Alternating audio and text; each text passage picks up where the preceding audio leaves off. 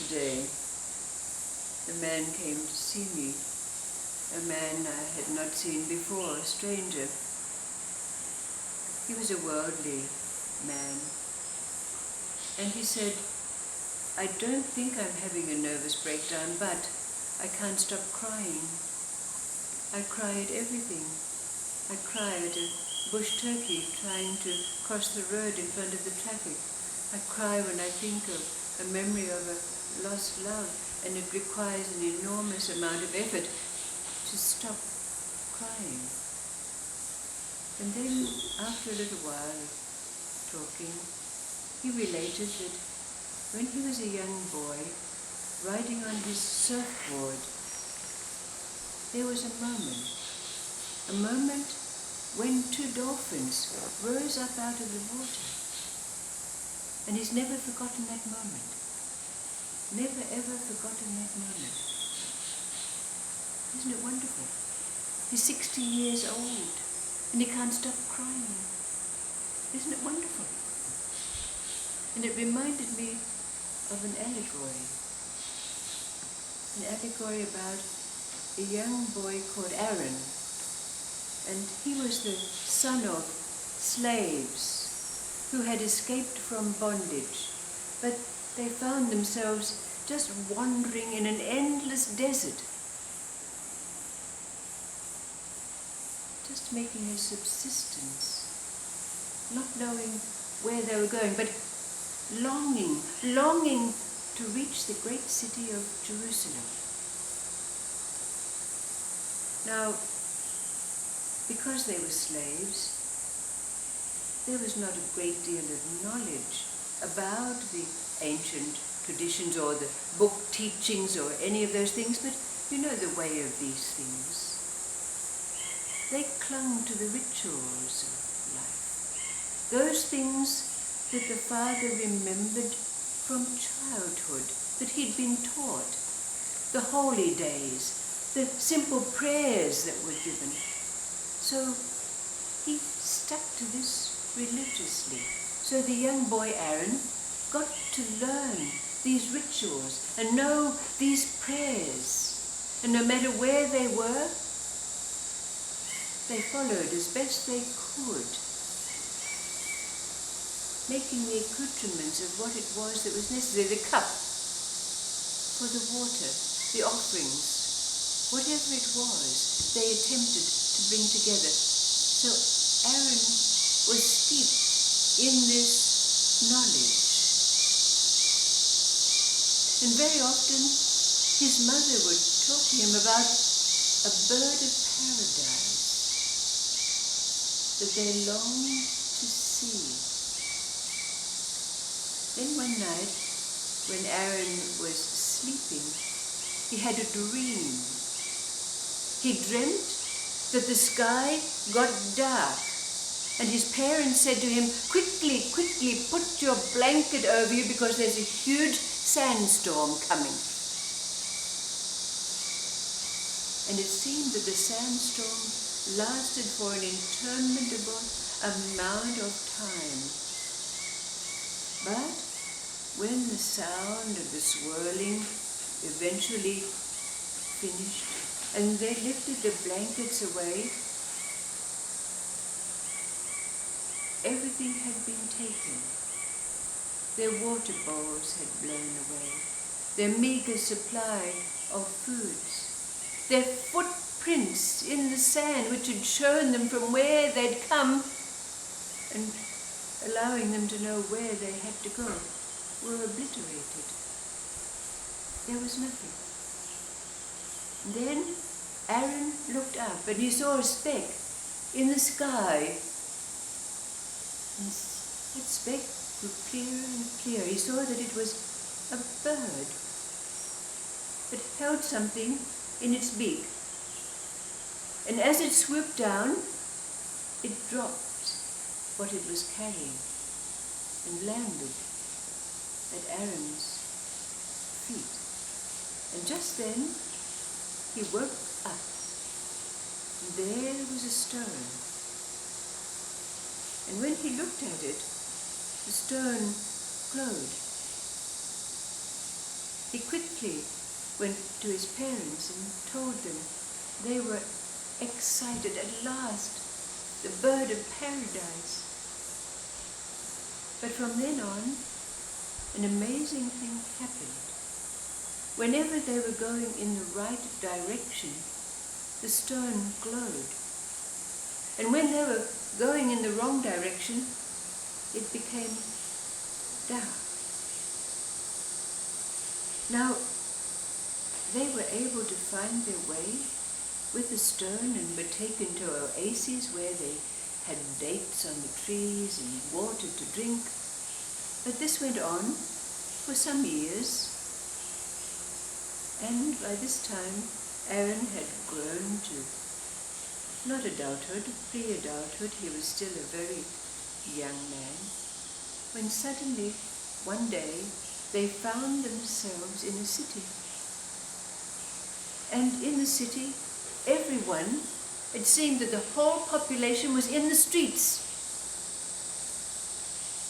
And of course the mother and father, they wondered where they were, so they went over to someone. They said, well, where are we? Don't you know you're in Jerusalem? Well, they were so excited. We've arrived at Jerusalem. But then the father asked, why is everybody milling around? And the man said, oh, our king died 3 days ago. And it's the custom in this place for the bird of paradise, which resides in the palace of the king, to be released. And this bird chooses the next king. But just at that moment, the whole populace, looking up. And there it was, the bird flying. And it flew, and as Aaron looked up, he thought, that's very familiar. I know that bird. Just then, the bird landed on his head. And everybody shouted. And quickly, without a moment's delay, Aaron was hustled off to the palace, his parents running behind. That's our son, what are you going to do with him? But he was taken into the palace and feted and dressed and bathed, and coronation was arranged. The bird of paradise was still sitting on his head, and as Aaron was sitting there thinking, this is just a dream, the bird's talons seemed to tighten on his head. Well, the ministers of the court were quite concerned that such a young being could be worthy to be a king of this vast kingdom. But there was a puzzling thing also, because as soon as Aaron was crowned, he had a small hut built in the palace grounds, and every day he would go there for an hour or so.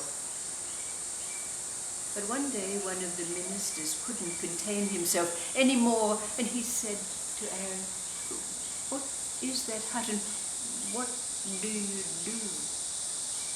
And Aaron said, every day I go to that hut and I put on my ragged clothes and I look in the mirror to remind myself of where I've been, because only when I know where I've been do I know where I'm going.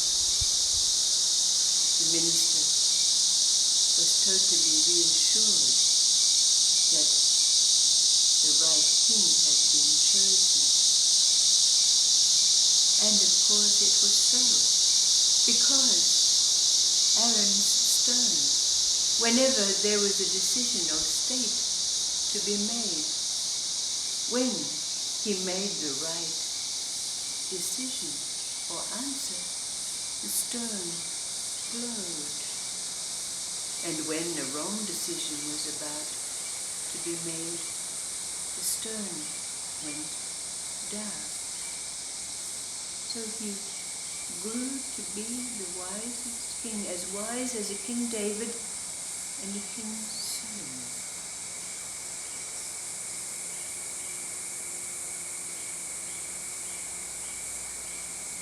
Why do you think this allegory came to mind after seeing this stranger, this man?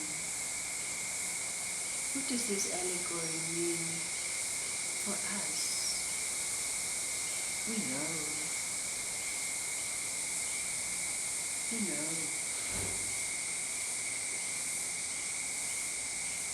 But looking at the details of the story, he's seen a few little incongruities there in relationship to the place that we're at, this stillness and movement.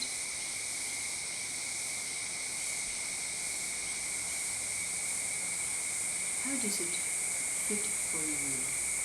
Where do the symbols of this story fit into this question that's been posed? What happens when stillness and movement meet? What is this stone that glows, that we have with us? And we know that it lights up when the right decision is made. We know that it goes dark. How does it all fit for us?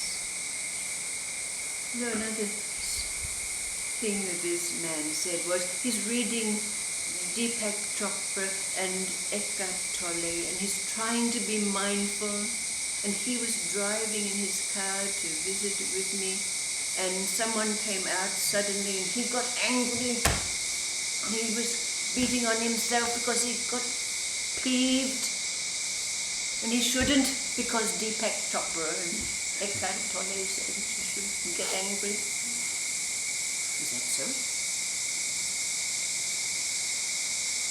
No, he's on his way, isn't he? No, he'll keep reading Eckhart Tolle and Deepak Chopra, and it'll all happen, because he can't stop crying.